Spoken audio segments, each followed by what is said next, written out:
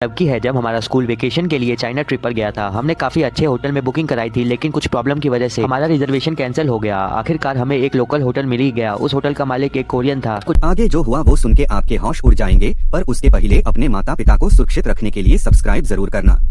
को जब मैं सो रही थी तभी मेरी रूममेट मुझे उसके साथ वॉशरूम चलने के लिए पूछने लगी। मैं काफी थक चुकी थी तो मैंने उसे मना कर दिया। अगले दिन मैंने देखा कि मेरी रूममेट होटल के ओनर से कुछ सवाल पूछ रही थी। मैंने उससे पूछा कि तुम ओनर से क्या पूछ रही थी, तो उसने बताया कि जब वो रात को वॉशरूम में थी तभी उसने किसी चाइनीज औरत को कुछ बोलते हुए सुना, लेकिन वो एक ही शब्द को बार बार बोल रही थी। तो उसने वही शब्द का मतलब उस ओनर से पूछा। ट्यूशन से लौटते समय काफी अंधेरा हो गया था, तो हमने एक रिक्शा बुक कर लिया और उसमें बैठकर घर जाने लगे कि तभी अचानक हमारे रिक्शा के सामने एक सफेद कपड़ों में लेडी लेट गई। मैं उसकी हेल्प करने वाली थी कि मेरी फ्रेंड ने मुझे रोक लिया और रिक्शा ड्राइवर ने भी रिक्शे को भगा लिया। और जब हमने पीछे मुड़कर देखा तो वो खून में लथपथ एक सर्बियन लेडी थी। ये देखकर हम दोनों बहुत ज्यादा डर गए थे। और अगले दिन न्यूज आती है कि रिक्शा ड्राइवर की अकस्मात मौत हो गई। हो न हो ये काम सर्बियन लेडी का ही था।